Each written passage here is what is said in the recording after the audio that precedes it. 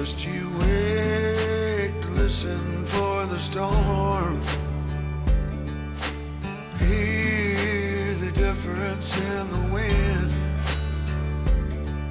When dark clouds form and start to turn, I'll run again. Far away when the hurricane comes in.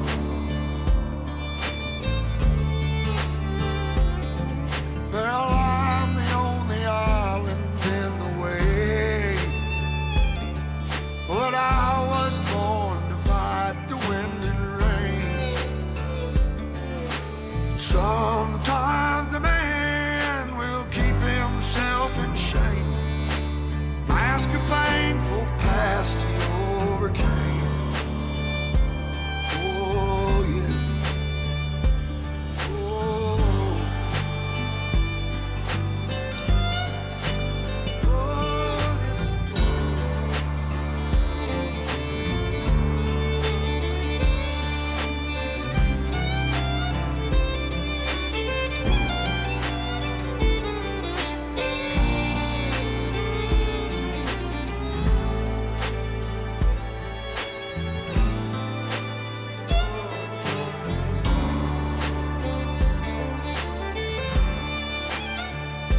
Well, you've been steady, building steam like a thunderhead, armed and ready with the lies you overheard. Well, strike me down like a lightning in the dark. Deliver me the fate I must deserve. Oh, don't you? I just wait and listen for the storm. You can hear the difference in the wind. When the dark clouds form and start to turn, I'll run again.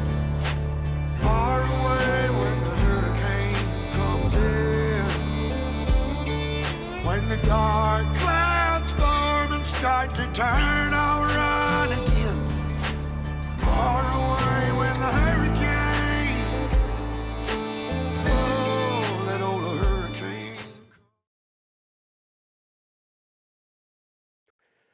All right, guys, check. Can you hear me? Today is June 6th. It's Friday. Thank God it's Friday.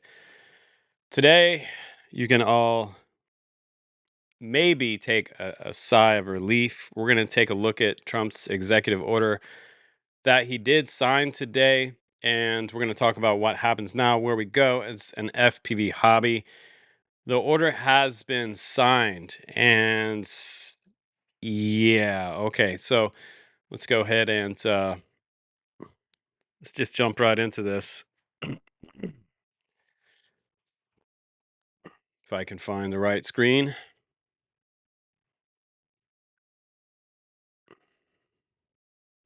All right, welcome to the live stream, you guys. Happy Friday. Let me know if you flew today. Let me know where you're joining us from. Smash the like button, smash the subscribe button. If you are watching the live stream right now and you like drones, you should be subscribed. If you're not, what are you doing? So we're gonna go ahead and jump right into this. I've been refreshing this all day, right? So I've been on the White House website. I have been waiting for them to go live since I woke up this morning because I thought the way Trump is, he's going to hop in the Oval Office and he's going to be using some non-auto pin and be really getting into this quickly. And so I think there was some other stuff going on this afternoon, but we never had any live video or anything happening from the White House. So that stayed blank all day long with me waiting for it. And around 1 p.m. Eastern Standard Time, we had some articles come out from Reuters. Trump signs orders to bolster the U.S. drone defenses, boosting supersonic flight, which is great because, hey, I think it's great that we boost the U.S. Drone hobby and on the defense side of things, because that's kind of what's happening in the world right now. Every single country out there has their own drone squad in the military, and I think that's pretty important for every single country that is trying to defend itself right now. So you better get up to speed because, yeah, things are happening fast in the drone industry. As you guys know, things change almost week to week. Northern Michigan, Papa Tree, welcome in to the live stream. Welcome in from Austin, Texas, Washington. All right, Washington State or Washington, D.C. DJI should open up a factory here. That is probably one of the best ideas that they could have done 5 years ago. And for some reason, I don't know, they do have repair centers in California. They've had repair centers now in California for about 8 years. Now, looking on the White House page, there is a fact sheet up right now. I'll try to find a link to this. I'll grab a link. I'll see if I can drop it in the chat for you so you guys can follow along with this. It's pretty short, but I'm going to post it in the chat anyway so you guys can see that. It is President Donald J. Trump's unleashing the American drone dominance. That seems to be the topic of order right now. So, yeah, Giga Texas is happening. What is it called? The Elon Musk Giga factory that they're building down there. Texas has a lot going on right now. I'm slightly jealous of Texas. So June 6, 2025, this was released by the White House. And I mean, currently, so here's long story short. This is first and foremost to bolster American drone in the line of defense, in first responders use, and the manufacturing side of things. So this order directs the administrator of the Federal Aviation Administration to expand drone operations by enabling beyond line of sight drone operations for commercial and public safety missions. So that is extremely good news, and I am so happy that Donald Trump did that right now because there's been a lot of companies waiting on beyond visual line of sight operations, namely for drone deliveries. So that's great news for American businesses that want to get that started. They can probably bring you beer a little bit quicker now. And your burrito. The second part of the order, it says it establishes the electric vertical takeoff and landing integration pilot program. So that's going to accelerate the VTOL taxis and other vertical takeoff and landing type of operations that these companies would like to do. I mean, there's a lot of companies that are outside the U.S. right now that are already in operation. They're making these VTOL taxis and things happen, and we need to be right with them or ahead of them in our technology, as far as cargo transport and medical response as well. So that's great. It also says it directs the FAA administrator to deploy artificial intelligence AI tools to streamline, expedite UAS waiver reviews, and that's good stuff because we need more AI developed into our drones for our infrastructure as well and in defense. The order directs FAA administrator to publish and update the roadmap for integration of civil UAS to the national airspace system. Yeah, that's been something that we've been hoping would be done by now. They talked about this like 10 years ago, making some kind of priority roadmap for the integration, and what we saw was like a some type of highway system in the air, basically for these small drones and manned aviation. So a separation. We've already seen that with the 400-foot rule, but you can't be near an airport, obviously, and be in that same airspace when they're coming in to land. It also strengthens domestic drone industrial base by prioritizing the U.S. manufactured UAS, promoting their export, and taking action to ensure technology remains secure from undue foreign influence and exploitation.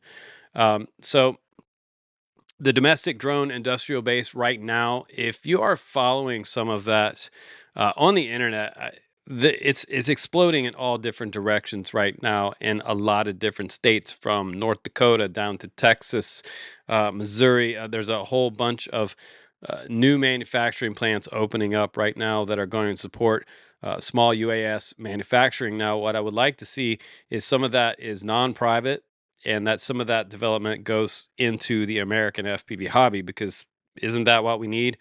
We need some influence, and we need some new releases here in the States. And we need a handful of these companies to be producing these. That would be that would just make my day. Um, totally make my day.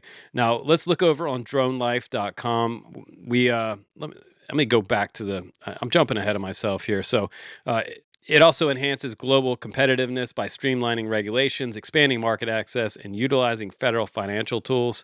The order also supports the warfighter by expanding the access to U.S. manufactured high performance drones while streamlining airspace and spectrum access. So, again, like supporting the warfighters out there that are integrating these drones into their operations, whether it's solo or teamed. Super nice. Welcome in from Boston. Thanks a lot, Bobby. Appreciate that. Now, going further down this list right here, and let me get back to this list for you. Driving innovation and economic growth. Now, you got to give it to President Trump right here, because this is good stuff. Because in the last administration, we waited for this innovation. We waited for the funding, the federal funding, to come in and bolster the UAV programs across the country, and we did not see it. And I was talking about this 10 years ago, how we need to have some state subsidies and stateside subsidies coming in to support some of these companies supporting the drone hobby, because without that, we're relying on private funding, and that's really difficult for people to do, unless you're completely obsessed with a hobby. And this is the same in China. These guys that are producing the FPV drones and hobby stuff for us, like this little thing right here, they're not making millions of dollars off of making you guys whoops. If someone has a whole bunch of money, can manufacture these, and it takes a lot of money to manufacture these, they're doing it because they think it's neat, and they love the idea of FPV, and you guys being able to have a little bit of fun with these. So it's not like they're making millions of dollars off this. It's just really hard to make any kind of money on the FPV hobby, and end up just coming a little bit above water with your investments. So people have asked me years ago, like, how much money do you need to make the largest drone store in the country? And I told them, as fast as things change, at the time, we would need like $100 million to make that happen, because things just happen too fast. Now, there's other stuff in this document that talk about some vertical takeoff landing aircraft, modernizing methods for cargo. We talked about that. Also for first responders, which is great. So we're going to have more integration, and they're going to part of this is great right here. And this is what, Trump is a disruptor. He likes to deregulate a lot of things, and sometimes I think he would like to deregulate some of the main three-letter agencies. And it says this order is removing regulatory barriers and directing federal agencies to prioritize U.S. manufactured drones. Now, that has been that right there has been our largest hurdle to driving innovation in the United States. The bureaucrats in DC, the overregulation of anything that has a rotor on it, is stifling innovation. And I said months and months ago that we need to innovate outside the box and not inside the box.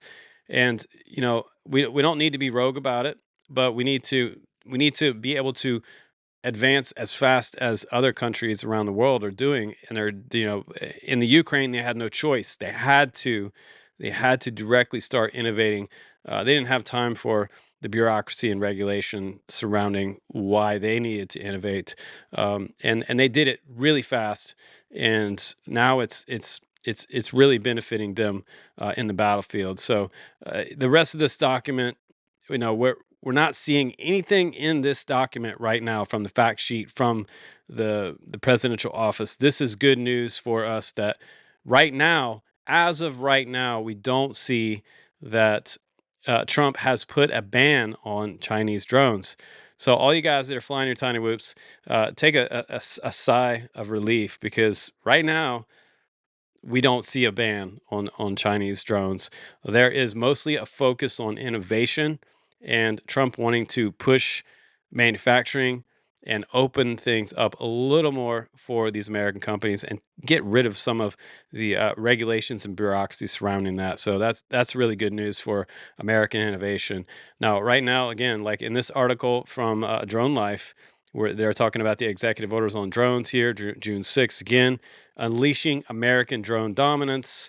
Yeah, that's going to take a while. We are definitely a long ways behind some other countries in the hobby sector. I'm not going to say we're years behind people in the military sector, because we're not. But in the hobby sector, we need to be able to have a handful of companies out there, something like RunCam, something like Foxeer. We need to have 3 or 4 different camera companies, some VTX companies, and there's just we have all that stuff already coming from China. So it'd be really nice to have it here, stateside, right? So yeah. Now let's go back here, and let's just go down a little bit longer here, and let's talk about where we're going next. So what's going to happen next is there are going to be so these are some bullet points that they put in this particular article right here. And one of the things that I read earlier before I started this stream was the fact that while you're still going to be able to buy Chinese drones, you're still going to um, be able to purchase these.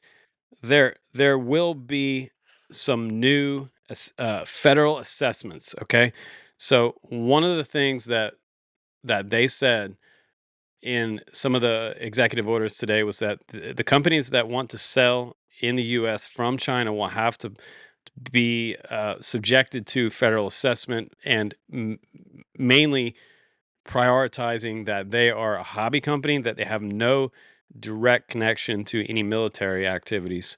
So for any type of consumer, commercial, things like that, they have to be able to uh, go through the checklist and check off all the boxes so that they are not engaging in any type of battlefield operations or supply chains directly related to any current or future battles.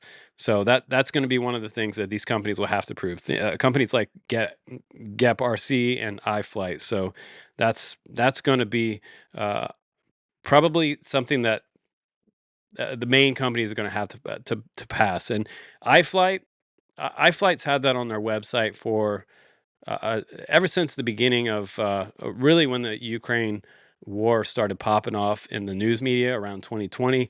The Ukraine war started around 2014, and but around 2020 was when it really started being in the news a lot.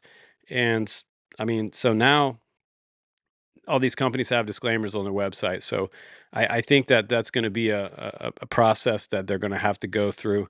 Other key provisions of the executive order are accelerating domestic drone manufacturing. We talked about that already. That was on the website from the White House. Streamlining regulatory approvals. That's what I just talked about. Agencies instructed to identify and remove regulatory barriers.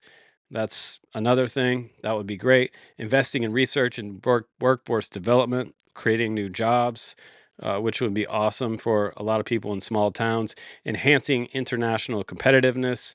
And that is something I've been talking about on this channel for a long time. So that would be really nice if we could ramp up this innovation and technology in the U.S. Now, restoring American airspace sovereignty. This is another part where some of you guys might not like this because you're going to be going out and you're already dealing with Karens. Now, the second executive order is focused on the expansion of law enforcement authority. Now, some of you guys have a problem with this already, and you're probably that guy that probably bucks up a little bit when law enforcement comes up. You're flying your drone, you have the right to fly it, and why should you be bothered? But this will give grants.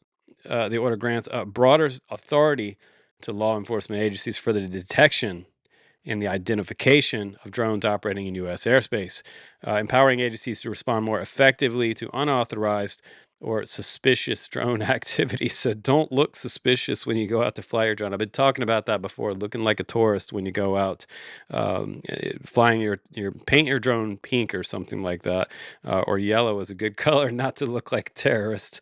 Clarification of mitigation versus counter UAS. The order separates the issue of mitigation, the act of disabling or neutralization of drones. This is also counter drone technology, which they want to be able to drop your drone out of the airspace should it be detected as a threat or flying over areas that may be threatening. You're not supposed to fly your drones over federal airspace. We all know that. But they are also expanding that to be able to have a little more airspace control over certain entities that, if they choose to, they can say, we want to be added to the no-fly zone. And that's something that's going to happen in the next 6 months. Modernizing airspace security. The order directs the development of updated protocols, technologies, and into what the hell is that word? Interagency coordination mechanisms to address the emergency risks, unmanned aircraft, including threats to critical infrastructure and public safety.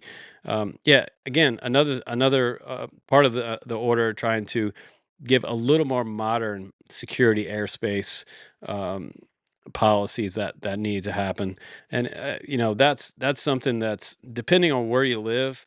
I mean, there's ways to regulate and overregulate depending on what type of population you have. If you live in the middle of Pittsburgh or somewhere like Philadelphia, obviously you're going to have probably a little tighter restrictions over in that area with a lot more people. So I think where we're at the end of the day, though, is that what we thought we were going to see with the Washington Post, that really threw a lot of people for a loop and had a lot of people worried, including myself, trying to get my head around what's going to happen if they just decide to do an outright ban. This could have been part of this order today, and I've been waiting for it for several days now, and it didn't happen the way that I thought it was going to happen. So I wanted to have an IPA here today to celebrate with you in a way, because I'm still getting new stuff from China to review for you guys, right? And I would hate to see not being able to receive something that I could just slap a VTX on, or add a few parts to and get going for a review, because uh, that would just, if we're waiting around for an American company to produce a new hobby drone release, it's going to be up to about not just a small handful of companies to make a new release for you guys. Companies like Lumineer and Rotor Riot, Drone Camps, and several other companies. So we are working on a drone behind the scenes. So that's something that's going to be coming up this year. So it will be an NDAA style drone that will have majority American parts. So I'm still down for making that NDAA drone for the community. So let's go in and ask some questions. If you guys have questions, drop them in the chat right now. If you're wondering about any particular types of components or orders, making an order from China, DJI, hopefully on the DJI website, maybe they open back up orders for the US. I would love to see that.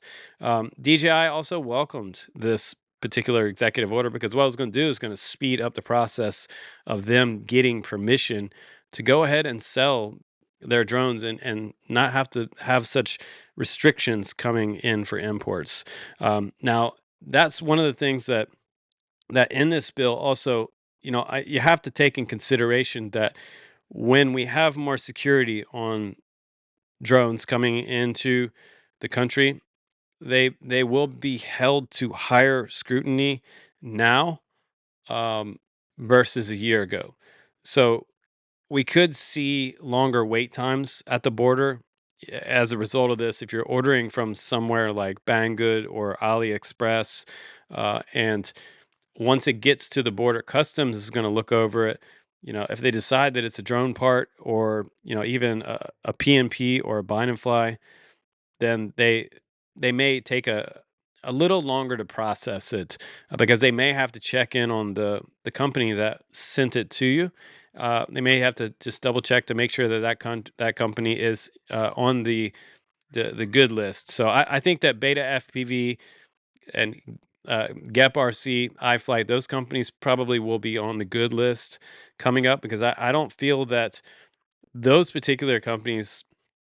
So I feel like they're less of a threat to national security versus something like a DJI drone, which hooks up to your phone, because these don't, you don't have to hook them up to your phone to fly them. You just turn them on and fly them around. And I don't see them as little, little espionage devices, mapping and surveying all of the collecting the data below it and sending it back to CCP.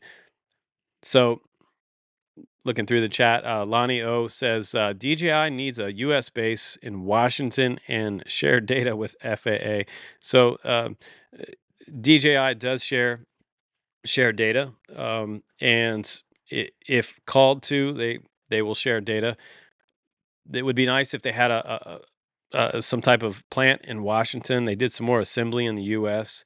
And that would be really smart of them going forward, considering how much integrated into our infrastructure they already are with AT drones and police and first responder drones. Like, I know a lot of my cop friends really, really like their DJI drones, and to be able to go out and buy a Nevada 2 for CQB, and if it gets destroyed by some crazy person trying to come, trying to get them out of a house, and they're armed or whatever, it costs them $1,000. They go back down to Best Buy and they grab another one, or they already have the goggles and the transmitter. So really, all they need is a drone, and they just go down and spend $600-700 and get a brand new Avata 2.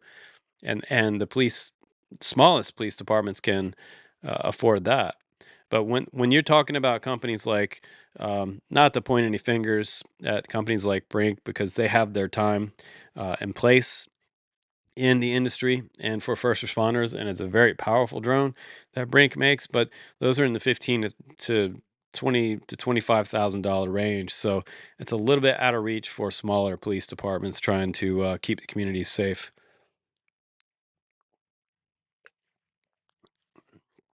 So we are not completely out of the woods, um, but we do have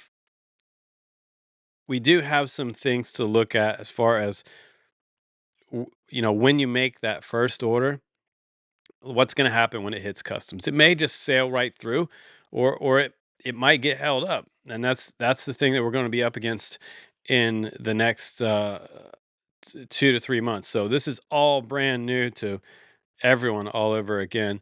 But I have to say, at least at this point, as I really was dreading when these executive orders came through, because I thought that the total agenda in Washington is to is to stamp out CCP and in any kind of and really what they want to do is they don't want to rely, right? They don't want to rely on the CCP for things, and I thought that was probably their main priority, was just getting rid of it altogether. And it seems that we're still in a place where they're not totally getting rid of it yet. So they're not making us go cold turkey. They may be letting us down easily, right? They may be just giving us the slow drop, right? Austin number one says the problem is not DJI or custom drones; it's the economic dominance that China has for the entire drone market. Full stop.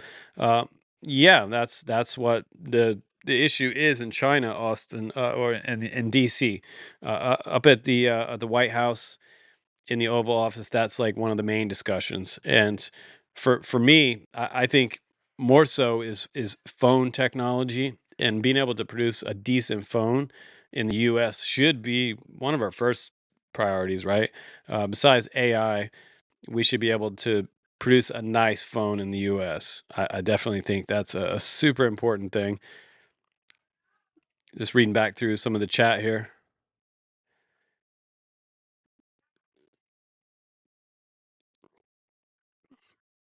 So much happening this week. Did you guys saw the breakup with Elon Musk and Trump? Didn't see that coming, but I did see, Elon was saying he was going to drop out of Doge and go back to Tesla. But we also heard that he was going to step down as the CEO, but I didn't see that happening.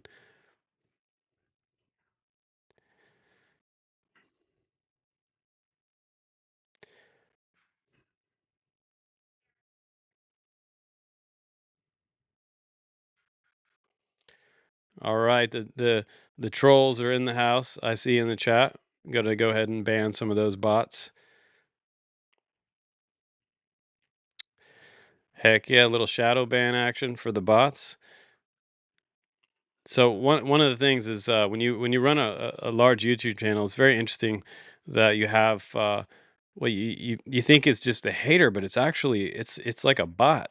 It's a bot, and some companies will utilize these bots to try to bring some channels down, boost some other channels for kind of making it look like it's more active than it really is.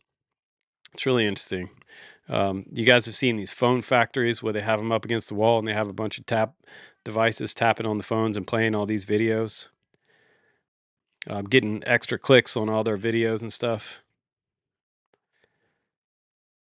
Martin Sanchez says the U.S. biggest concern now is containers and trucks all over the states. Yeah, you got to watch out for those Transformer Optimus Prime drone releasing containers.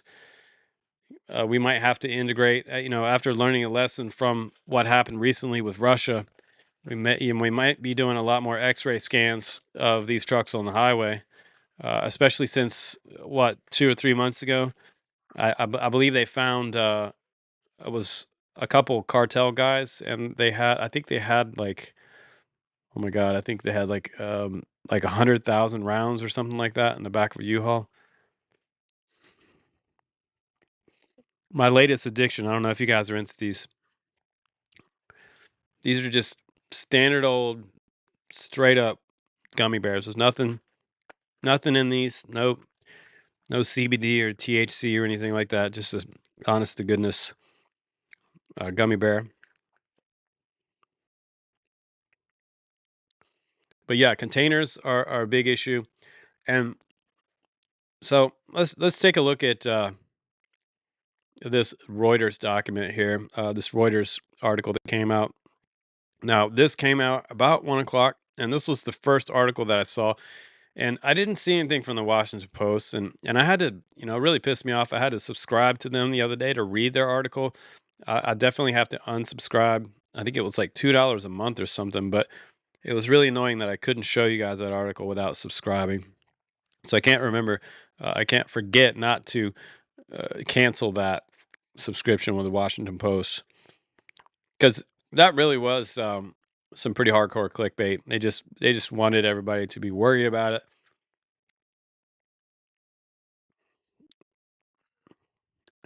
So this article is talking about suspicious drones in New Jersey, um, and the number of drone sightings. It says they receive more than 100 drone sighting reports near airports each month, and part of those sighting reports have been proven to be other things besides drones, birds, airplanes. It's like some airplane off in the distance they think is a drone. It looks like it's closer because when you're looking at something in the sky, it can be further away or closer in than your depth perception is really screwy when you're looking at the sky. I've experienced that myself at like AMA fields when I'm flying an RC airplane. There's a guy on the outside, and we're making some left to right turns here, going around the airfield, and this guy's on the outside, and I think I'm far away enough from him, and we have a head-on collision. It still happens at AMA airfields all the time. And so, what I thought today was going to be just like one of those days where, oh man, this is going to be the end of it. And, I was telling a couple people that I was having my kind of like George Bush 911 moment, to where I'm sitting there as that first article in the Washington Post came out earlier this week. I sat there in the backyard just looking off in space, thinking like, hmm, like, what's our next move? Like, what do we do now? Because I've been here supporting this hobby for 11 years, and to have our supplies cut off completely within the stroke of a pen, like we would have to take action on that as a group in the hobby. We would have to figure out, first of all, how we would survive, as a hobby and how we would keep this hobby going, right? So that was my main focus, was like how to survive it if the spigot is completely cut off, right? And we talked about 3D printers. We talked about finding flight controllers from NDAA sources here in the States, non-adversarial countries that make flight controllers. We also talked about the possible different loopholes that some of the adversarial companies, they could probably have them manufactured outside China, but that's not something that a lot of those companies have maybe the time or resources to do. So we might even see the shrinking again of already a small amount of companies still making FPV parts and components, because I honestly think that the foreign market on FPV drones around 2020, a lot of those companies went private. Like when all the stuff really started popping off in the Ukraine, we saw so many companies, Diatone, oh my God, whole handfuls of companies just disappear and go private overnight, not having any kind of online presence anymore. And it happens super fast. If you remember, if you were in this hobby 5 years ago, you saw some of these companies just they were gone. Very strange that they just disappeared overnight. And Diatone was one of the probably one of the top producing bind and fly high quality stuff in the FPV hobby around the world. They had some of the nicest hardware, diatone hardware. When you put a driver to it, even their 2 millimeter bolts, and I missed those bolts because they had an extra bevel on the very top, and what that it helped it not strip. So I have really hard drivers, hard metal drivers. If you have a really nice high quality hard driver, the tip won't strip, right? So get yourself a really nice hard metal high quality driver, and your screw is going to strip first before the driver does, which is great because I've had cheaper ones before strip the driver, and you can always get a bolt out if it gets stuck. But Diatone, man, they disappeared, and then after that we had BL Heli exit because of they didn't they their statement was they didn't want Russia to be able to use their firmware for the battlefield, and that was the top person at BL Heli who was the owner of it. It was a proprietary firmware that all these companies use for free for so many years when they sell you a bind and fly, and come to think of it, they're still using it. Like one of the reviews that I have coming out on Monday is this little drone right here. And as nice as this one is, uh, this one also has BLHeli 32 on there. So BLHeli 32 has not gone away. It's still on a lot of binder fly drones out there. It's not gone anywhere. So let's let's look back at the DJI website. Let's go back to DJI and let's double check on the FPV um, the FPV goggles. Let's type in goggles 3 like we did before, and if I could spell it right, goggles. Goggles 3, buy now. And no thanks. Still not available in my country. So I'm going to refresh that. And this was happening for weeks now. Hey, welcome back to the channel, Technique. FPV, welcome, bro. So, right, Red Baron FPV says this also means that tariffs on China parts will not come down. Get used to the prices and they will be going up. It's the new norm. Yeah, I'm not seeing anything, once these prices went up months ago, tripled on some of these websites, I did not see them come down at all. So we're at the point where we're still very limited. A lot of things are sold out across the board. It's pretty hard to find anything in stock right now. You definitely can't find the goggles 3, unfortunately. I thought they were at Best Buy, and I put that link up a while back, and then they were sold out. Um, but I do hear that you can still get the N3s. I'm if it came down to it, I guess I would have to fly in a pair of N3s. Maybe I should get a pair of N3s for the backup, because if my goggles 3 ever go out, who knows? Now, there is some rumors out there in the DJI world that DJI is about to release the Neo 2. I'm not sure I care about that. They're also about to come out, hopefully with some teasers soon, for the Avata 3. I think if they got somebody in there that was really an FPV pilot, which there has to be, um, but they could make a really cool Avata 3, because the first couple were not quite on par with the true FPV drones out there. There's certain ones that can just fly circles around any of the Avata series.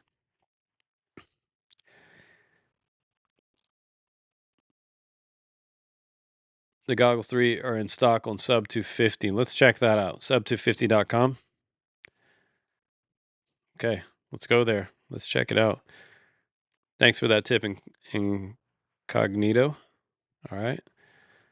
Let's see.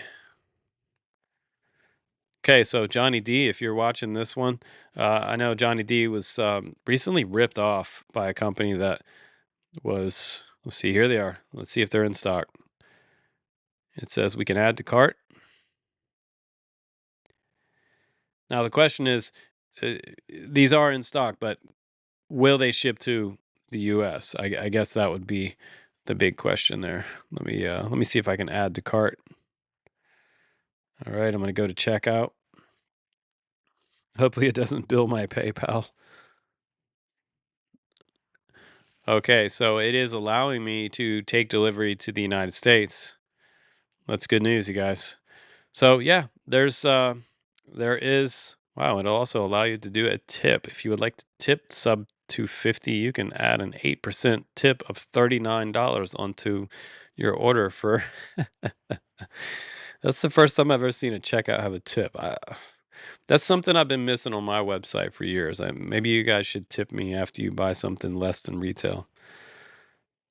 That's pretty funny. A retail website with a tip option. That must be some kind of crazy PayPal integration or something. But that's good. Thank you, Incognito. They are definitely in stock on sub250.com. So good news today, if you're just joining us on the stream. Donald Trump did not shoot down the ability to buy a Chinese drone.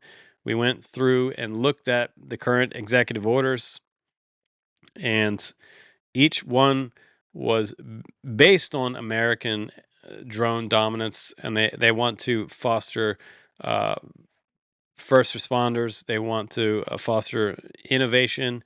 They want to get rid of some of the bureaucracy and the regulations surrounding operations, particularly beyond visual line of sight, which is great for a lot of companies that want to do any type of drone deliveries, which is cool. And hopefully we can drive and advance our drone technologies in our sector. I think that we're behind a lot of countries out there, so we definitely need the stimulus in commercial, military, and the hobby sector. 100%. Incognito, you got a tracking number for DHL. Awesome. Just forward that pair of goggles to my house, and I'll be all good. I have been worried that my goggles 3 are like just gonna stop working. Years ago, uh, fat sharks would just stop. Like you'd be using your dominators one day, and just all of a sudden the screens wouldn't come back on, and that was it. A lot of people had to send theirs off and get them repaired. So, um, a pair of goggles blacking out and just not ever turning on again, it's a real thing. It's something to do with the screens seem to last a certain amount of time. Like so many refreshes, and then that's it.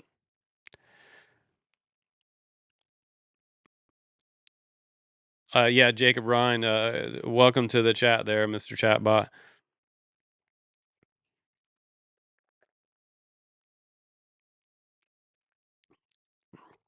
Oh, you've never seen clickbait on YouTube. What a dumbass. Welcome to YouTube, brother. The entirety of YouTube is nothing but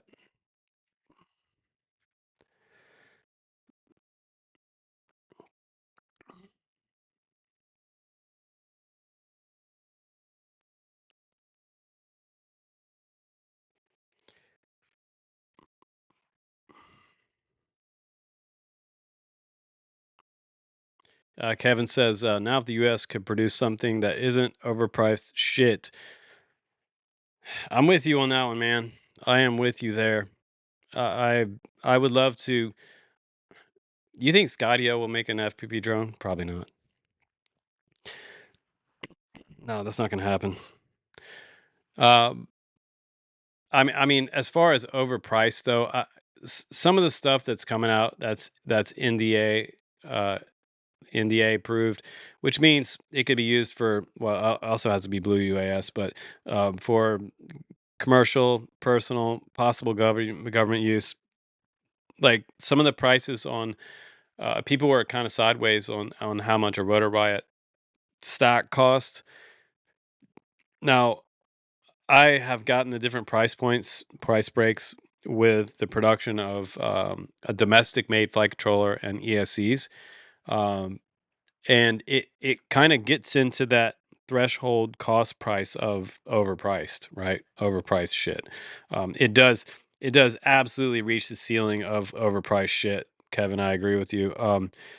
But the problem is that they're trying to make a regular business margin on it, and they would have to drop their pants so much to get it down to like compete with the Chinese price, that it's like it's almost impossible for them to survive. They would have to sell so many of them. And the other thing besides that is that if you wanted to make 30% off the top, and that's a standard wholesale uh, price on things, and be able to wholesale them off to other companies, because I would love to have some of them sell.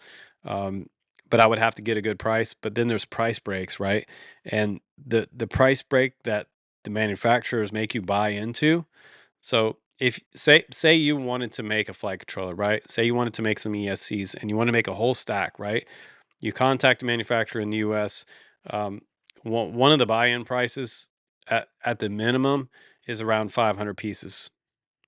So you'd have to have 500 flight controllers and ESCs to go along with it, right? And your cost on the flight controller is probably somewhere around $50. So, and you're going to have to buy in around $150,000 to make your first minimum order for flight controllers and ESCs. Um, so, if someone will let me borrow $150,000, we can go ahead and have that custom made drone cam's flight controller. But yeah, that's about the current price right now for standard manufacturing on the minimums. And I felt like that was kind of that's a huge price to be able to just make a flight controller. And then imagine having 500 copies of one flight controller. Like, are people going to buy 500 of those? Is there a big enough customer base to sell 500 flight controllers? That's a lot of flight controllers, right? Like even at 100, you could probably sell 100. It would take you a little while. Um, and especially if you're a brand new brand just getting started. Yeah, the U.S. Definitely has a reliance on cheap crap from China. I have me personally, I've never bought anything off Temu. I've never bought anything off Temu. My other half, like she has bought some things off there before, and we've always been semi disappointed on the quality, or like it's really funny.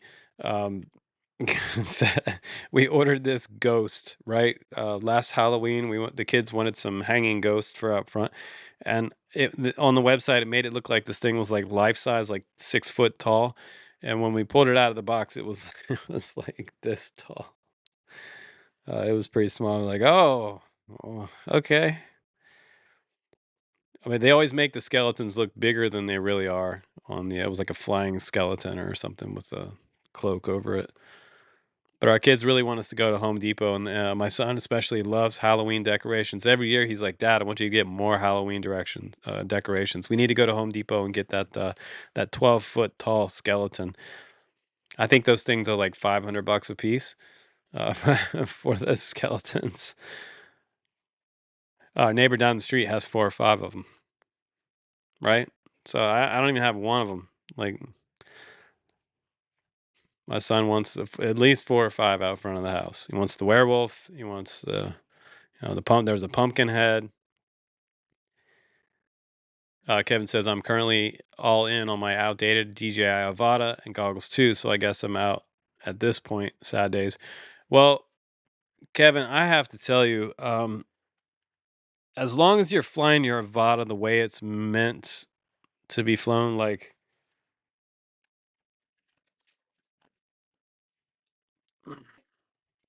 I have one right here, and I said when I first got the Avata, my first impression of it was that around the backyard, like the auto braking thing, it was kind of amazing. Like it, it's not a freestyler. My God, they built this drone. DJI does this. They'll take the biggest battery they think they can get away with and put props on it. So they always design their drones around the battery. It's just an entire drone designed around this giant thing. And what it was they made it top heavy. It's top heavy as hell. Um, Way bigger, heavier battery than needs to be on here. And also the the the wingspan of this doesn't match the weight where they have things here. So a little bit of offset battery. It doesn't. It should have been further forward. Um, it's just the wingspan is too small for the weight of everything on here up top. Way more weight up top, and the center of gravity is way too high. So we had that terrible tumble thing happen when the wind's blowing. You're coming down a cliff or something like that. It'll get past its threshold of no return and just tumble, and then sometimes just tumble down to the ground and die. But my favorite thing about this Avata was that it is very smooth if you're flying it low to the ground. If you wanted to do like interior shot videos, it's hella loud, but it has that auto braking thing, which is a really nice, really intuitive auto braking on this one. When you pull back on that stick, it just stops. Just really, really cool auto braking feature. I thought that was really responsive and really different than a lot of drones I had flown before.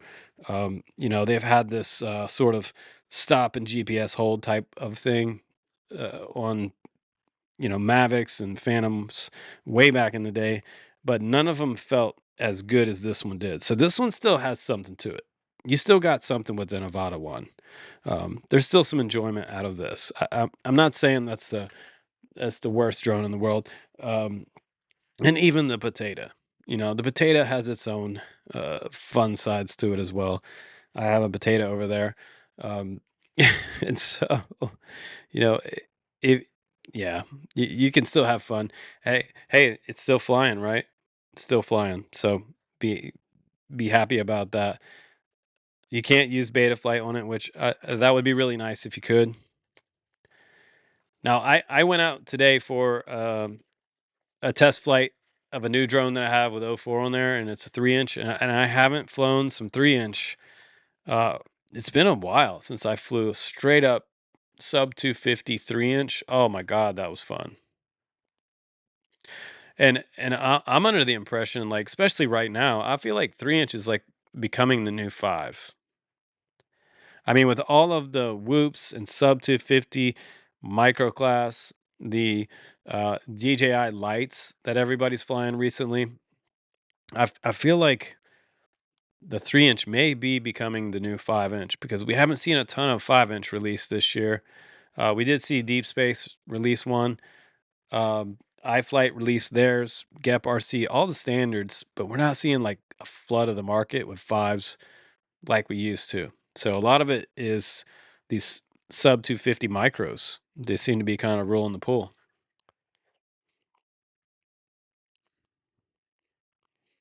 And maybe a little bit is getting things through customs. Like this will go through customs way faster than maybe this one will.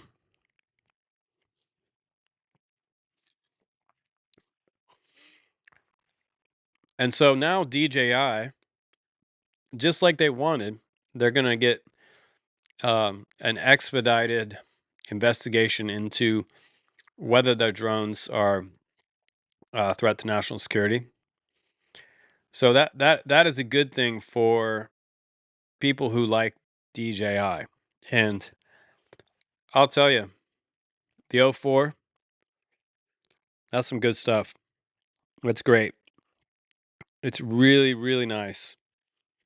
If you've never flown 04 yet, I mean, even 03, if the 04 just blew up all of a sudden, none of them worked, I'd be fine with the 03. I came up flying analog.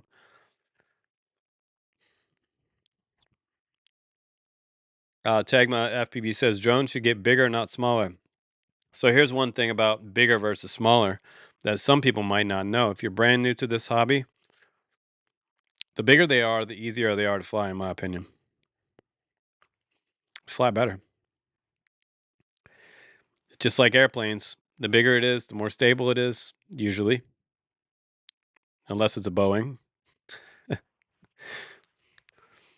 Am I right?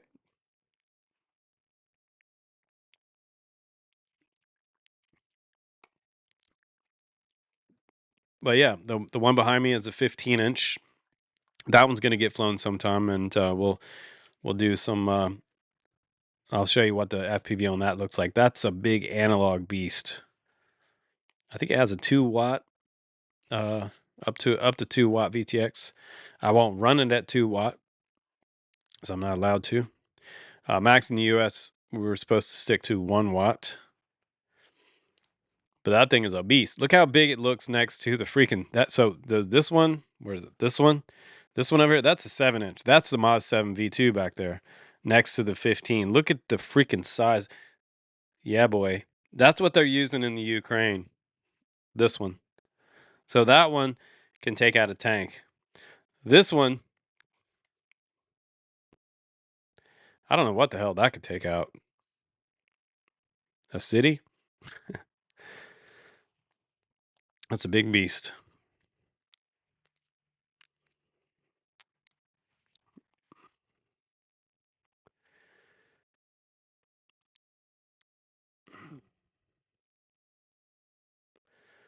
Oh yeah, the bots are out on this one. It is probably the President Trump on the thumbnail. So the foreign adversaries, they're piling in on the hater comments. But I got a nice little band hammer for them. And so the good news is we can still make our orders. We can still make orders, and right now there's going to be more. They're just gonna embrace the technology more, which is great.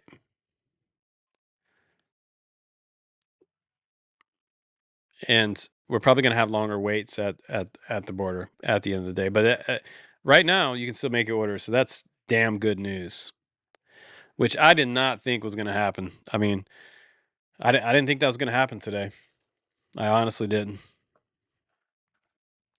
I thought today was gonna be like D-Day for the American FPV hobby. I thought that today was gonna be the end all of the Chinese drone orders for you guys, and the end of our um, long time dealings with Chinese hobby companies, because I don't know what the American FPV hobby would have done without China the past 10 years, right? So let's think about it. Look back to like 2013, 14. It was DJI who was making these DIY kits. They didn't start out making ready to fly drones and selling them to guys in Best Buy.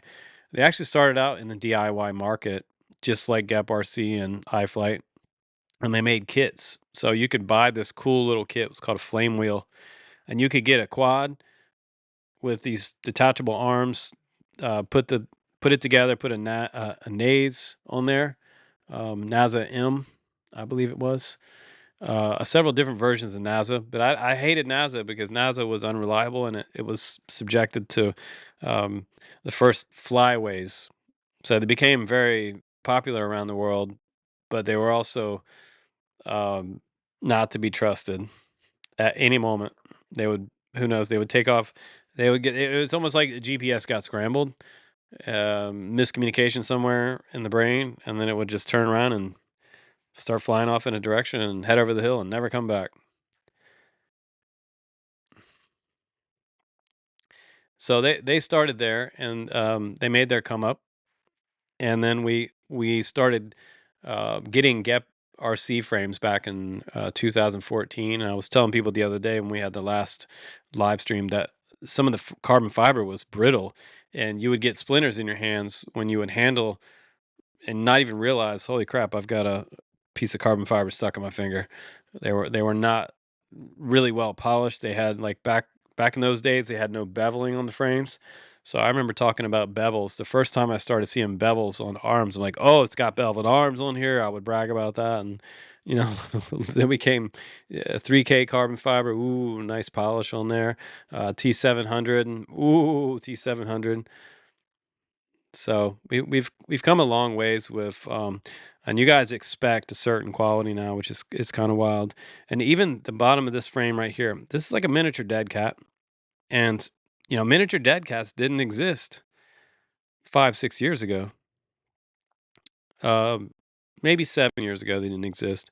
The Flywheel Explorer has been around for a long time. It was basically a 5-inch uh, little range type of flyer, and sort of reimagined as a little tiny 3-inch.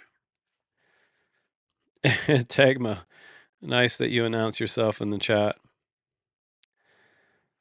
All bots are welcome until they're not. Lonnie O, welcome to the chat, bro. The first binding flies that I remember getting were from Gap RC, and iFlight. Some of the first binding flies, and who else?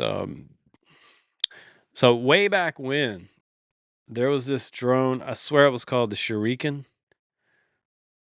There was a trend for a while where they were making these, and oh man, who was it? Might have been, I wonder if it was Hollybro. It might have been Hollybro that made this. They made these frames that had a carbon unibody top plate, and then it had a 3D printed edge all the way around it, right? So it was all the components were sandwiched into a unibody frame with an outside edge on it, and then it had motor bumpers on the outside of the motors. So they sat down into this sort of sandwich frame. Yeah, Shuriken. And I think they made a couple different Shurikens. I think they made a 3-inch and a 5-inch. They used to hang up on, like, if you watch some of the early drone camps videos back from like 2015 or something, they were hanging up across the top of my shop at the time. We had um, like a bunch of quads hanging above the bench. But there was a lot of cool different trends. This sort of truck body, like we call it, this long bed, has been around for 10 years. Um, and eventually we got to replaceable arms, which was pretty cool. They did these dual arms for a while. So they would do one arm in the front and the back, and one arm in the front. But thank God they got away from that, because it kind of sucked having to pull the whole thing off 2 motors at once when you break one. So they went to more individual arms, and they figured out how to make them lock in place. And now this is essentially, it's a shrunk down 5-inch type of frame. It's just like they took it in CAD and shrank it down. And then what's different about there's a lot different about this one. If we go back 5 years, there's a lot different. I'm going to show you some differences coming up in the review of this one versus a 3-inch from 5 years ago. And there's differences in the frame design, the components that are on here, and obviously the camera technology on here is way superior to what we had 5 years ago. We didn't have DJI FPV back then. 5 years ago, we didn't have it. Didn't exist yet. No, I don't think the Potato was out 5 years ago, was it? I don't believe it was. Dennis Smith, how are you? Welcome to the chat, brother. Cheers to Florida. So, Dennis, we're talking about the executive orders that were passed today. I've been refreshing the White House website all day since I woke up this morning. And thank God the executive orders were signed, but, and they threw up a fact sheet. And you can look this up on whitehouse.gov. If you go to, let's see, it should be just administration fact sheets. I don't know where they hid that, but I can drop a link in the chat if you'd like to see that. Anybody coming in kind of late, here's the link again to the fact sheet from the White House and the executive order that was signed today by President Trump. But oh yeah, so there's a big, American drone dominance. They're interested in really kind of pumping up springboarding manufacturing, getting rid of some of the regulations for our tech companies to be able to work directly with the federal government to create the baddest drones in the world. Very, very public knowledge. The potato came out 4 years and 3 months ago. Interesting. How's it going, Eric Smith? I check out your videos every once in a while. You've been doing some cool ones lately, man. You've been getting a lot of fly time in places that I would love to go to. Oh, that's awesome, man. I'm glad you got it watching my my videos. You have it and it still flies. That's awesome. As it should still fly. Some people are really tough on their stuff. I don't know if the guys watch it or not, but I sold a I think it was the what was that 4-inch that came out a while back? A couple years ago, there was iFlight 4-inch that ripped. It was like a rocket. It was I think it was this guy's like first quad, and he emails me up and says, "Hey man, I broke my quad that I bought from you. I can't believe it broke, but I flew it into a tree. It hit another tree, and then it hit my wife's car." And I was like, "I'm surprised you didn't break more."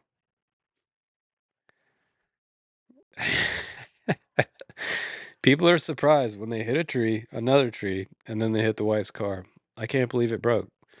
If you throw your phone into 2 trees and it hit a car, it shouldn't break, right?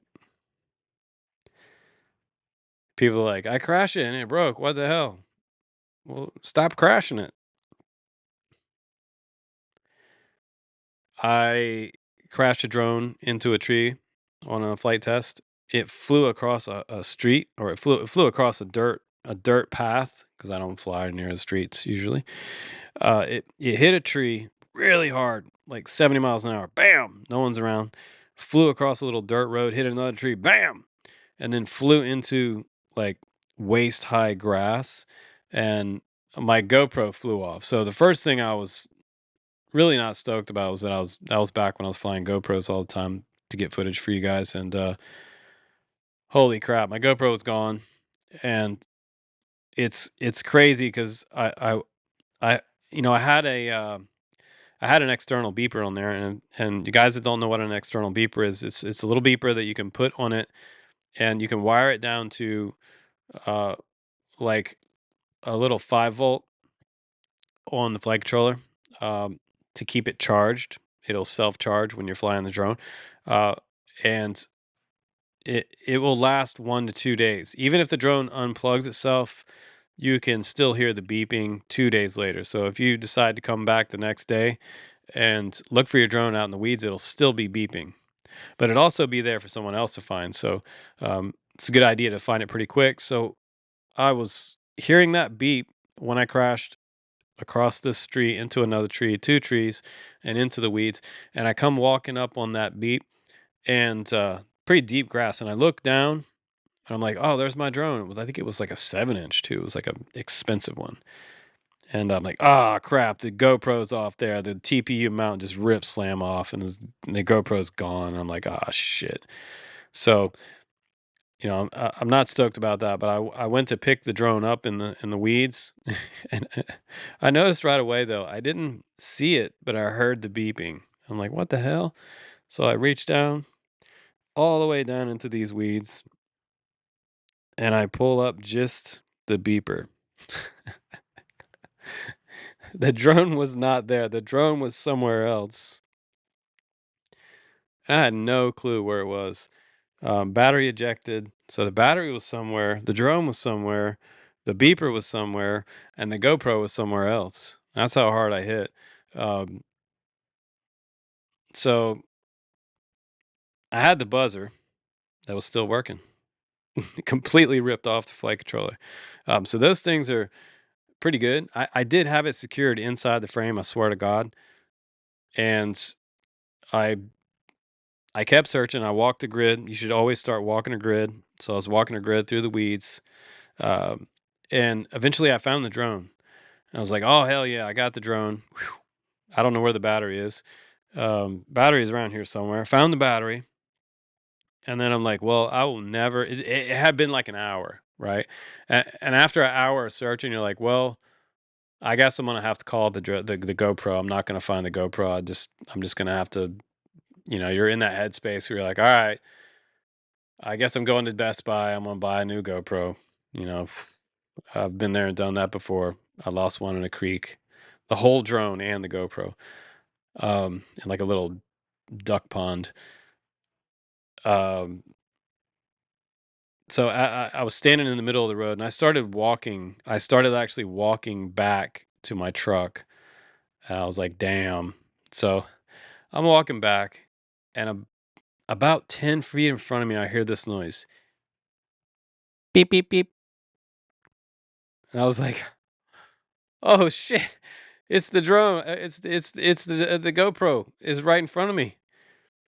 The GoPro has this shut off beep, and you can turn that beep off. By the way, don't turn it off. After so many minutes of inactivity, the GoPro will beep and turn itself off. And if I hadn't heard that beep, I think it was the Hero. I think it was the Hero 9. I still have that over here in my camera collection. Um, Man, I was a happy guy that day. Whenever you think you've completely lost your GoPro and then you find it, fine. Oh my God, that's the best day. But yeah, I've lost them down the side of mountains. I've had to hike down into canyons. That's the worst thing. Kind of risking your own ass to try to get your GoPro back, where there could be rattlesnakes and things like that to get back to your $400 camera.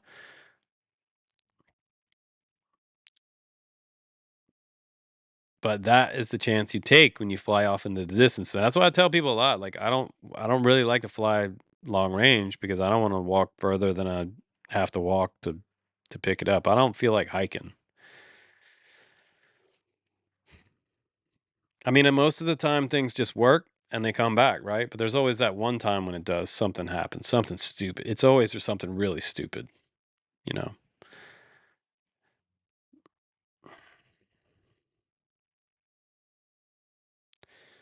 Dennis Smith, man, I appreciate that.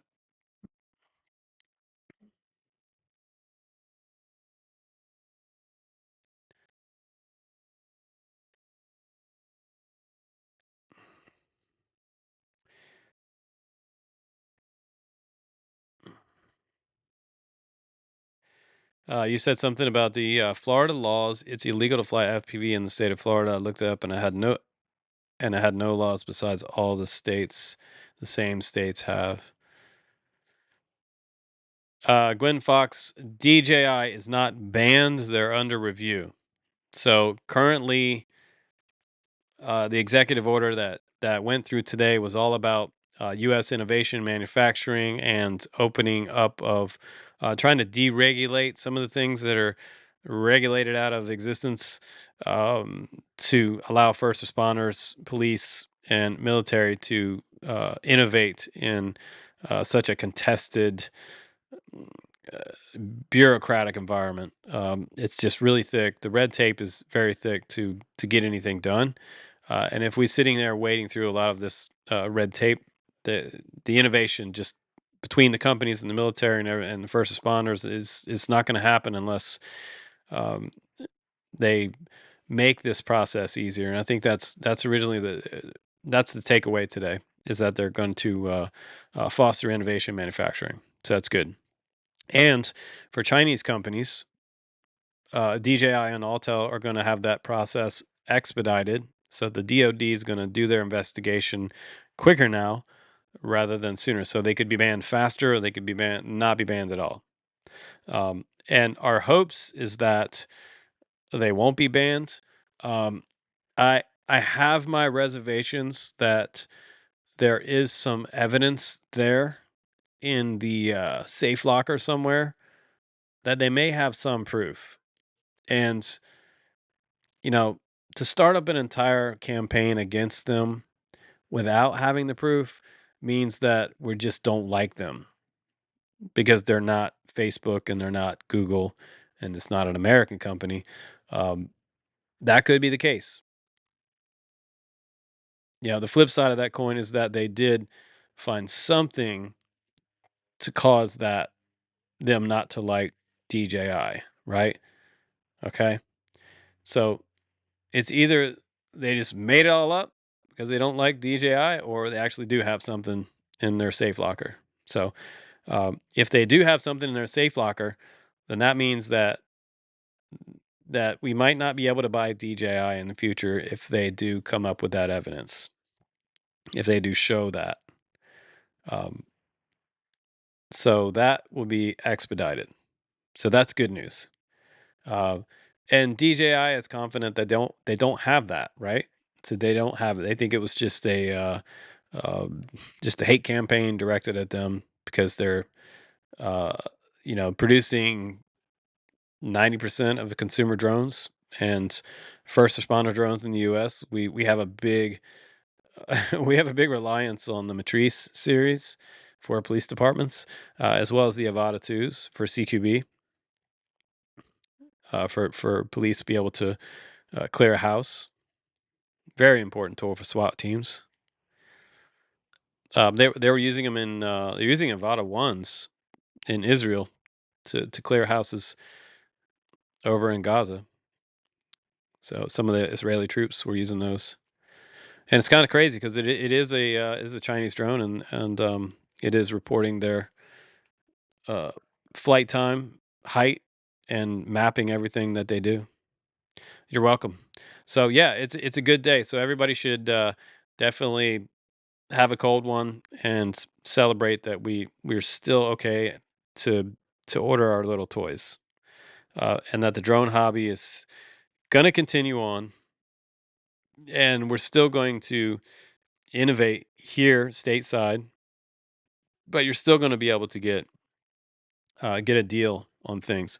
There is going to be more security at the border when you do order something from China. The company that sells the drone to you will have to be um, on the good side of the federal government and the assessment. They have to have an assessment for that company to sell in the U.S. So like GetRC, iFlight, all the main companies will have to be approved, um, and they'll have to have an assessment that they have no connection to any type of battlefield or military use. iFlight's had those disclaimers on their website for years now that they don't engage in military operations or support the Ukraine war. And one of the things about that is that I've seen pictures. And you guys have probably seen pictures too of stacks of uh, chimeras, 7-inch iFlight drones, like hundreds of them in rooms. And iFlight's statement to that was that they did not directly sell any of those drones to anyone in the Ukraine, that it was absolutely a reseller. And yeah, they do have people that buy them hundreds at a time for resale on different websites. We have domestic companies selling iFlight and GetRC. It'd be the same thing. Um, if some supplier out there over in Europe or in the Middle East, uh, in Asia somewhere, decided, hey, you know, we'll sell you 400 of them. We bought 400 of them 2 weeks ago. Would you like to have them all? And depending on that business owner's ethics, he might sell them off. So they've been using Chinese drones on both sides of that engagement. So they've been dodging iFlight back and forth on both sides of the lines for many years, unfortunately. And I always say there's no outrunning a drone. You're not going to outrun it, especially if it's a good pilot. Oh my God. Can you imagine trying to outrun a drone? FPV drone, 5-inch. Oh, they were strapping stuff to 5-inch drones. I saw years ago. Daytona, Dennis Smith, he said Daytona uses big DJI, the big DJI, I believe the T40. Oh, that's awesome. Emergency rescue and getting medical supplies to areas that may have damage from the storms. That's awesome. Yeah, T40 could bring in a lot of supplies. He could probably lift in President Trump if he wanted to take a ride. T40 is a monster. It's like bigger than this desk. I think the T40 could lift me, probably. Mad Hatter, you've seen AliExpress orders. You can go on there and look where the sellers are selling them to. Interesting. Be interested to see if any of those hobby companies sold to Ukraine directly. Now, the thing is, what's hard to prove is that, if someone lives in the Ukraine and they make an order for an FPV drone, how do you prove that that person is not flying it for the hobby? I mean,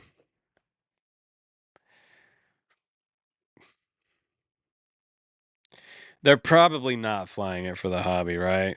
I'm just going to probably make that guess. If our country was at war and I ordered um, an XL10, I'm just flying it in my backyard, I swear.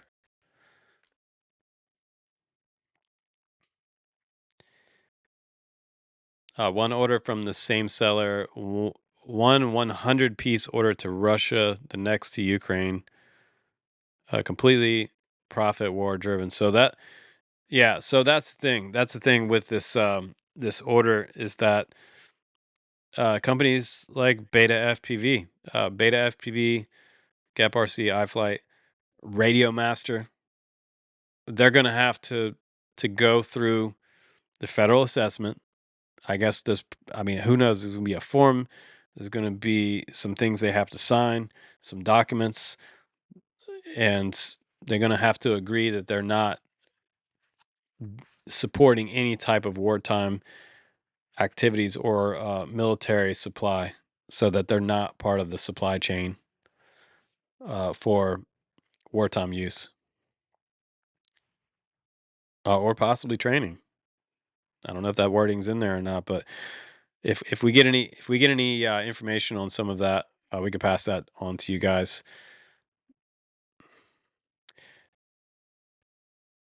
So yeah, Patriot First asked, "What about Betaflight? Are there there are videos showing UK peeps using Betaflight to configure their drones."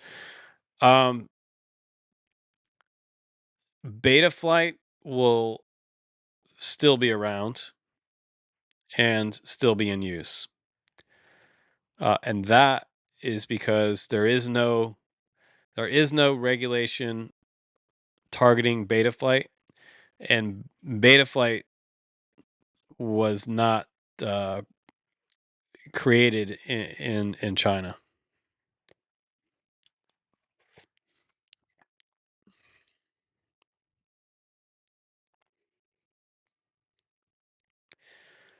Matt Hatter says, I have a Russian VT40 Betaflight 4.43. Nice. What is a VT40?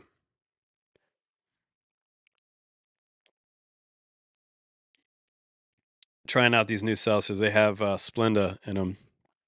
Whew, a little too much Splenda. Damn.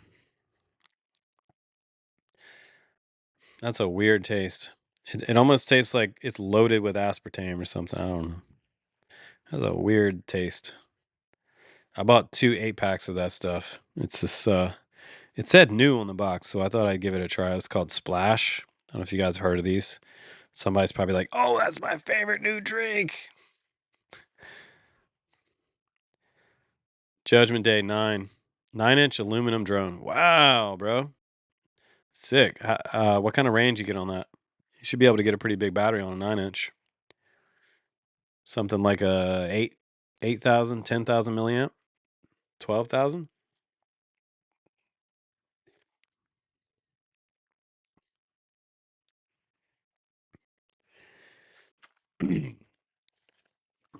Man, I don't like that seltzer, and I keep drinking it. And now I have like 18 more of them to drink. But we do have some gummies going today. Not a sponsor of the channel, but I would really wish they were. True to Fruit, Albanese gummies. You guys tried these before? They're pretty good. No THC, just a straight up gummy. It's a good, yummy. Those are good. Like I keep them. I'll keep them in the truck, and just every once in a while I remember they're there. And I'm like, ooh, it's a nice thing to remember when you're sitting in traffic. Oh, it's a clone. AKK 8 watt. Let's go. Oh, it's an AKK clone. Interesting. Don't tell AKK that. They might be watching. 98 channels. Let's go. 4.9 to 5.8. Nice.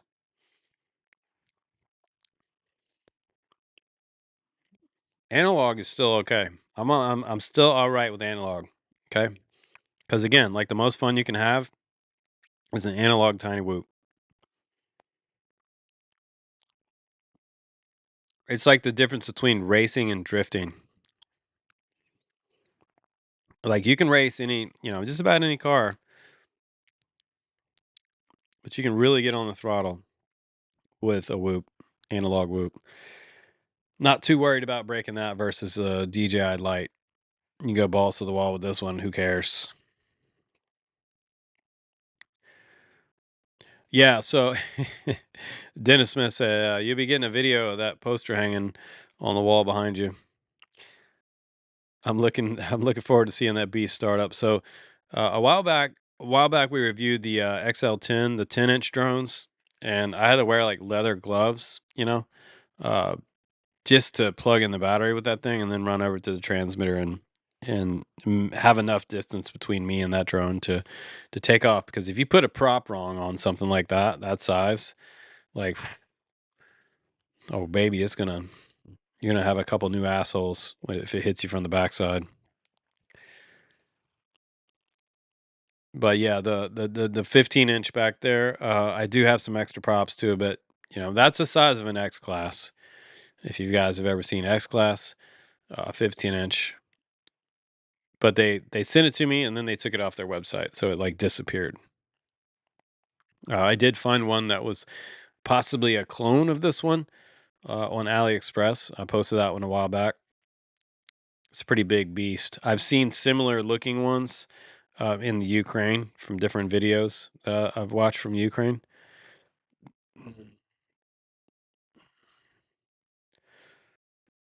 God knows how much they can lift with a 15-inch.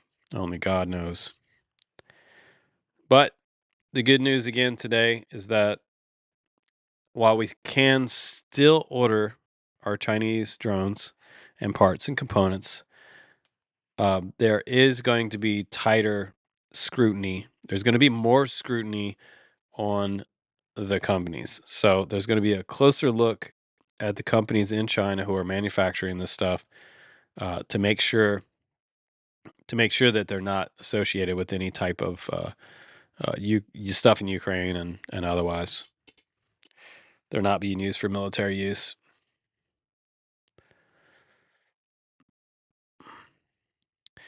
So that's the good news. And we're going to have more innovation here stateside, a little less regulations on some things. But however, there is going to be more counter UAS allowance for the police departments and things like that. So they're going to have more real-time location-based tools available to find you and quickly assess whether you're a threat or not. So if you're flying your Avata over in the kiddie park, probably not a good place to fly it. Um, pick your spots wisely. I always tell people, get in your car and just go drive outside of town. Go find yourself some big wide open spaces. wear a welding suit when you're flying. Yeah, that's a great idea. Something with a flip down hat that can protect everything here, just all the upper extremities. Go full rip, full throttle. I have a one of the largest batteries I have is like a 6S, like a 10,000 pack, and that should be just fine on that big beast back there. That'll probably get it like a 5-minute flight time. It's huge. The motors are so big. I want to say they're 3 or 4,000 series motors, full beast mode, um, and I believe it'll handle 8S. So I could fly it on 8S. And then you want to talk about power? Woo! That's more power than Daddy needs, really, in his Mustang, in his Stang. So yeah, I kept checking today on ChatGPT, and ChatGPT is a real good tool to find up-to-date current news. Months ago, you couldn't real-time search on the web, but now you can. And I had done a search on ChatGPT just a little while before we did this stream, and it came up with this news right here that as of June 6th, President Donald Trump has signed an executive order that, while not outright banning Chinese drone imports, implement measures that could significantly restrict them. Here's a summary of the key points. Key provisions affecting Chinese drone imports: accelerated national security reviews. What we talked about as far as iFlight, GEP-RC, and Beta FPV and those companies, specifically DJI and Autel, that will get expedited to determine if they're a national security risk. Potential FCC certification restrictions. So yeah, new licensing requirements. Restrictions on obtaining FCC certifications for wireless transmitters. This would effectively prevent them from selling new drone models in the U.S. Now, if they are deemed security threat, okay? So if they are deemed a security threat, so like one of these companies, GEP-RC, iFlight, or whoever, if they were deemed a security threat, they would have to go through the FCC, right? So then they would have to file through FCC, because as of now, some of these companies have been able to make hobby stuff for the past 10 some odd years and not have to have an FCC filing because it's just parts and components, and it's just a bunch of random stuff thrown together. Prioritization of U.S. made drones. We knew that one. Supply chain security measures. So, the Commerce Department was originally who I thought was going to end up banning a lot of our Chinese-made drones that are in the hobby right now, and that it kept shifting from one department to the next. Like first it was like the FCC, and then it was like the FAA, and the FAA wanted to originally, remember, the FAA wanted to have a check. They have each company contact them to get their waiver to be able to, and they would have to log every single product with the FAA first before they were going to be able to sell it in the U.S. And the entire community freaked out and said, no, that's not even, that can't happen. So then it went off to the FCC, and then it went off to the Commerce Department. So the Commerce Department was the one that I thought was really going to put some heavy restrictions on Chinese drones, and again, that didn't really happen either. So it kind of went, it bounced off from one department to the next. It was kind of crazy. If these guys can't ban it, let's send it over to this department. Maybe they can ban it. But yeah, it's just it hasn't happened yet, and it's still in the it still have to be reviewed, right? So at this point, implications: while existing Chinese drone owned by U.S. consumers are not affected, so your Chinese drones are not affected. These measures could, here's that word again, could lead to a halt in the import of new Chinese drone models if the companies fail to meet the new security assessments. So new security assessments are in place. Increased support and market opportunities for U.S. drone manufacturers. We knew that. Stricter scrutiny and potential restrictions of the use of Chinese drones in sensitive areas. So, i.e., law enforcement, military, things like that. So, here's the thing. Months ago, here's another example of, non NDAA Chinese FPV goggles, components, drone parts. I have seen them all over in pictures. The most famous picture of a government official wearing a non NDAA item was JD Vance when he was, uh, I believe, with one of the drone companies, U.S. stateside. They were demoing an FPV drone. I think it was with the Army. And it was so windy that day that the drone they had the drone on, like, it had stilts on this thing, and I thought, why in the hell would you put it on stilts? That's going to cause it to flip over in high winds. You need to take off from the ground. You need to take those stupid stilts off of it, put it on the ground, and then take off into the wind. Yeah. Well, they had it on these retarded, like, stilts. That is, am I allowed to say retarded? So they had it on the stilts. And, as soon as you get a spool up, you're going to get a draft underneath it, and it's just gonna it's gonna pick the drone up and flip it over. Well, I think one of the props were on wrong, so it ended up uh, flipping over upside down, crashing. And then apparently, according to the article, the guy fixed it within 45 seconds, and he had it back in the air. Probably took the landing gear off of it, because it's ridiculous to have landing gear on an FPV drone. Um, so uh, then he was able to take off and probably do the demo, but I think it was probably blowing like 35 knots that day. The top of the canopy was blowing all around, and I thought, oh my God, this thing's never going to take off. But he was wearing some, I think he was wearing Sky Zones. They had a true RC antenna, but I think the goggles were Sky Zones. They weren't Orcas. They probably should have had JD Vance wearing Orcas, because the Orcas are NDAA. So the Chinese, there's stricter potential restrictions on the use of Chinese drones in sensitive areas. And a sensitive area would be like a military drone demonstration. So ChatGPT is good for that. So yeah, you can ask ChatGPT things if you're wondering about current news and things like that. It can now pull things up real time, which is great. Tech for Fun says, I just got my first FPV style drone, Avata 2. Nice, buddy. Congratulations for that. I had a bunch of regular drones. What a different world with FPV. I've crashed a bunch, but it's a lot of fun. Man, it is the most fun of any hobby ever for me. 11 years later, I'm still here doing this, right? More than 11 years for me. I started flying FPV in 2010. That was a long time ago.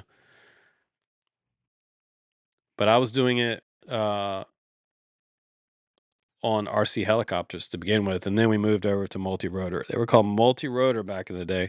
There was a huge um, controversy when we came out with our company name in 2014, and this was the early days of multi-rotor and drones, and we were called Drone Camps RC.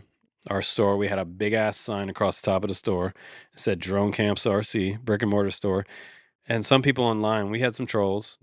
We had some folks that were like, it's a multi-rotor, it's not a drone. I'm like, it's a drone. And I called them drones because that's what everybody calls them. I know it's not the same thing as the big one that goes up in the sky and and bombs grandmoms. But eventually they became that anyway. But not in the beginning. These little FPV drones and stuff were little toys that you flew around in the park and hit pool noodles with, and try to race your friends and beat your friends in race competition in multi GP. Eventually, they were put to nefarious use, unfortunately. But in the beginning, they didn't want you to call them drones. And I haven't heard that in like over 5 years for sure. Somebody say, don't call it a drone.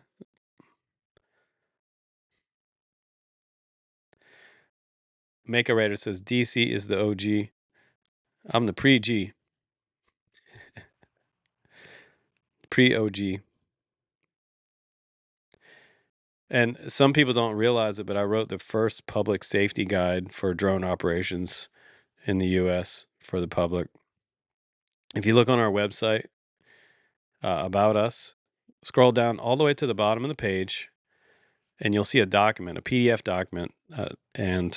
There's people got so angry at me when I created these public safety guide. It was so common sense to me, right? Everything was so common sense. Like, don't fly over federal property. Like, don't fly over people's heads. So the first five of those rules became FAA regulations, which is kind of crazy. So if you go to dronecamps.com, click on About Us, scroll all your way down to the bottom, you'll see some old pictures of me back in 2006 flying RC airplanes, helicopters. I've always been in the middle of the RC hobby, and I've always been interested in regulations, laws, and reading these documents, and also trying to help foster youth aviation and safety during operation. Don't do anything crazy.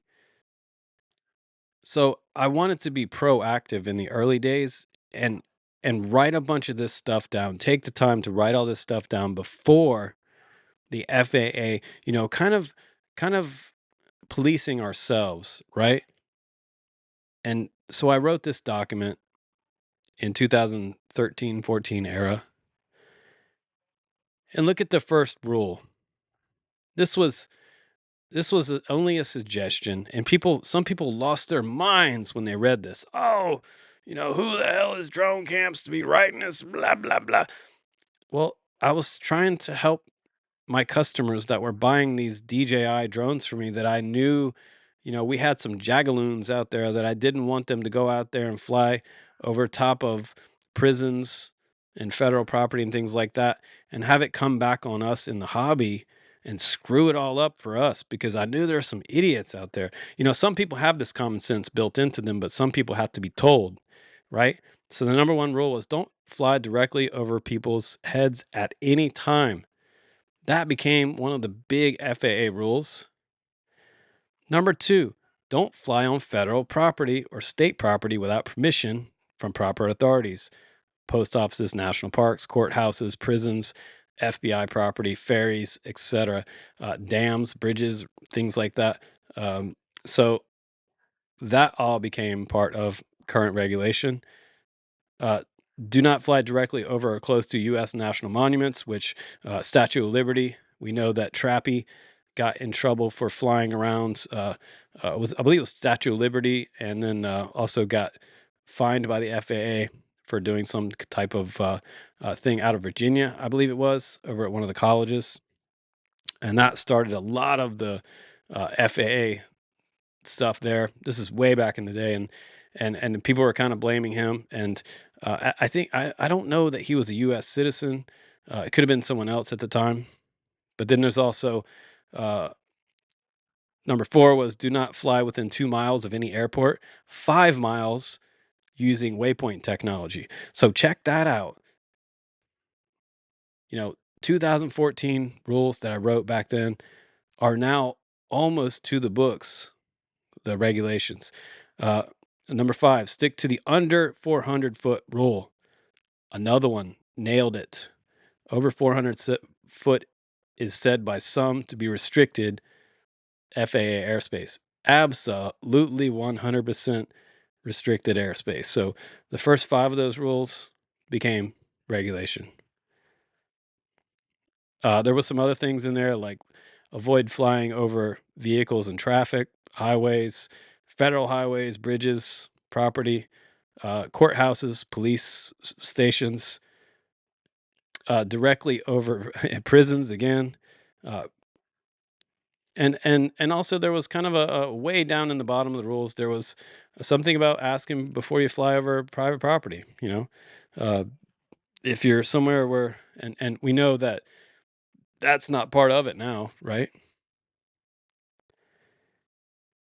It, Tech for Fun says that's a great story. It's just always something that I've been interested in and trying to promote. And it doesn't mean that I haven't been out gorilla whooping. Some of you guys might not know what that is. That's like taking your whoop and going and flying like in the mall or something, or in like Walmart or Target or somewhere where you could just be thrown out. It's it's sometimes for the fun of it. If you know that it's not like hurting anything or someone or whatever, and you're not gonna really hurt somebody flying a whoop. If you do, wow, you are unlucky if that happens to you. And the last thing on one of the last things on the list was consider joining the AMA, which now it's not even something I would ask you to do. This was back when we were all coming out of the um, RC airplane and heli days, where a lot of us flew at these AMA fields, and most guys that fly drones nowadays they don't even know what the AMA is, right? The AMA was supposed to be there for us and lobbying the FAA when they created the task force to help deregulate some of the restrictions and regulations that were coming down the pipes. And people used to piss me off back in the old days, and this used to really get my goat. People used to come in and say, Justin, you're flying that drone, it's against the law. And I say, hey man, let me straighten my hat up for a second. First of all, it's not a law. It's a regulation, my friend. You need to know the difference between a regulation and a law. God damn. Don't make me go to church. I'm gonna go to church on these motherfuckers. That's what I'm gonna do right now. Get me fired up. I'm gonna go to church. Go to church on these bitches. And one of the last things on the list, this should be just, and this is part of the FAA pre-flight checklist for pretty much any aircraft in the United States. You know, uh, Adverse weather conditions. Don't fly in dangerous storms or high winds. High winds can cause small quads to tumble and fall with gusts. Just be careful. How true is that today still? The Avata 1 can't fly across the lake without hitting some kind of wind and tumbling into the water.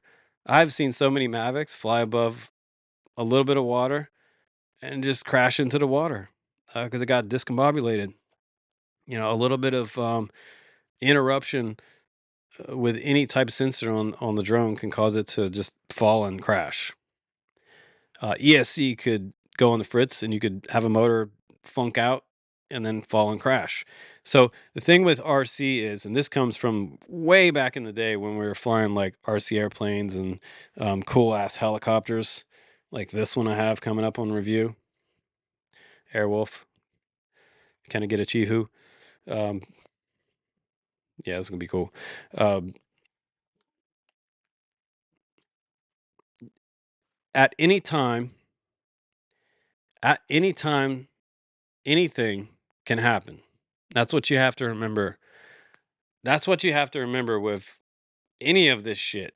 It doesn't matter whether it's this or that big fairy ass thing behind me. So anything can happen at any time, and that's what you should be aware of when you're flying anything RC. I mean, forget GPS return to home. Forget all this fancy stabilize stuff.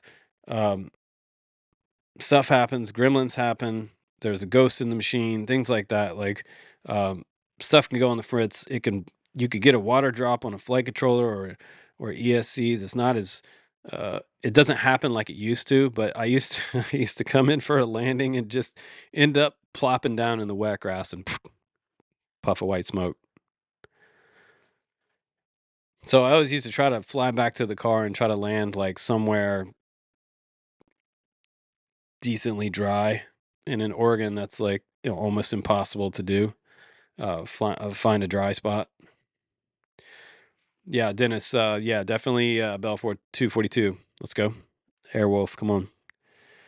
This has a really nice brushless motor in the bottom, and it has a brushless tail motor. This is made by Eachine, so this would, and this was another thing I was wondering, like, would our RC airplanes and RC helicopters fall under that drone ban thing? Drone camps might become heli camps, or RC airplane camps, or something like that. Airplane camps. I mean, or just RC camps. Who knows?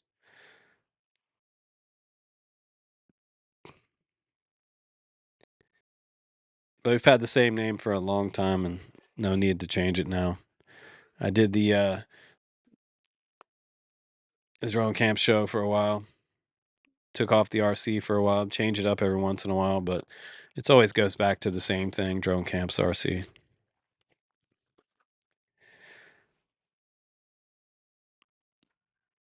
But yes, folks, today is a good day that while there is going to be more regulation or more regulations for the companies that are producing these products in China, for you to be able to get them, uh, we will have to see how that works out. So if anybody makes any orders like tonight, tomorrow, next week, let us know on the channel. Comment on this video and let us know that you made a purchase after the new executive order was signed. And then let us know if that made it through customs, if it was held up, or if it just sailed through. If it just sailed through, that would be awesome. And if everything totally remains the same, great. Um, we're gonna well maybe we'll have a slower transition to a uh more US made marketplace for the FPV hobby, but it's not going to happen anytime soon unless we get a whole bunch of money, right? We need a whole bunch of money. That's what I keep saying. We need a whole bunch of money to subsidize the FPV hobby. We need it.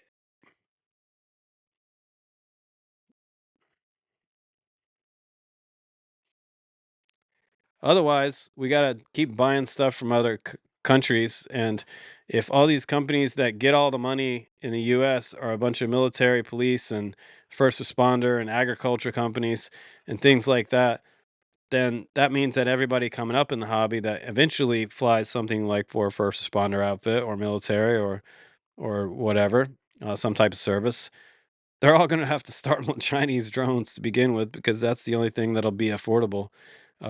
Because if a lot of this money goes and gets allocated to private companies, it's going to be put to private use, right? So we want to make sure that this stuff gets uh, the proper channels for the FPV hobby as well.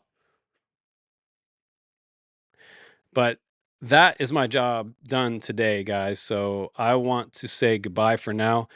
Not goodbye. See you later. And I'll see you guys on the next stream. We'll put up a schedule next week, let you know some follow up on this. And if you guys find out anything, please do share it with the community in the community post. Now you can post on YouTube channel. So go to Drone Camp's YouTube channel, post there. If you want to buy something in our store, like a hat or a t-shirt, freaking go to dronecamps.com and get yourself a hat. We've got camo hats, we got Black Ops hats, we got all kinds of cool drone hats there, and some brand new t-shirts. So support the channel, give us a like on this video, and thank God, hallelujah, the FPV gods have spoken, and we are still up and flying. But I will see you guys soon, okay? thanks for hanging out with me today, and take care out there, and watch out for the Karens and the regulators and the over regulators. Yes. Don't take me back down that road, Maka. You know I will. Ah, don't get me started.